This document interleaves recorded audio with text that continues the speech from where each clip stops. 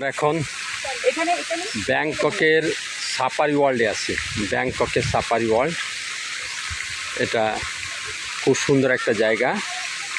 যারা আসতে চান চলে আসবেন। আমরা আমাদের হোটেল থেকে, হোটেলের যে মেট্রো স্টেশন বিটিএস, ওই স্টেশন নাম হচ্ছে নান্না। নান্না থেকে ট্রেন ধরে সোজা চলে আসছি আমরা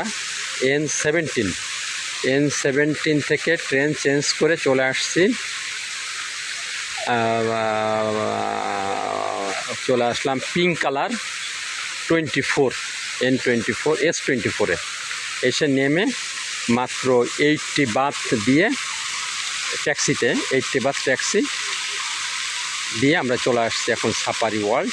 এটা ব্যাংককের একটা বিখ্যাত জায়গা, খুবই সুন্দর একটা প্লেস। যারা আসতে চান চলে আসবেন। এখানে অনেক কিছু আছে, আমরা সময় মতো আসলাম, আমরা ঘুরে ঘুরে দেখব কোথায় কি আছে। তো টিকিট একটু বেশি, এখানে 1500 বাত 1200 বাত বিভিন্ন শো আছে। তো একটা শো অনুযায়ী টিকিট কিনতে হবে। তো আমরা টিকিট নিব। এটা হচ্ছে এন্ট্রি গেট। আমরা এন্ট্রি করে বিভিন্ন রাষ্ট্র থেকে লোকজন আসছে, বিভিন্ন রাষ্ট্রের থেকে আসছে। এইটা এন্ট্রি গেট। যাদের ছবি তোলার শখ তারা ছবি তুলছে। ওয়াও, এই যে খুব সুন্দর এলিফ্যান্টের তৈরি করে রেখে দিয়েছে। এই হচ্ছে ব্যাংককের সাফারি ওয়ার্ল্ডের গেট। এই গেট দিয়ে আমাদেরকে ইন করতে হবে। তার আগে বাইরের থেকে টিকিট সংগ্রহ করতে হবে।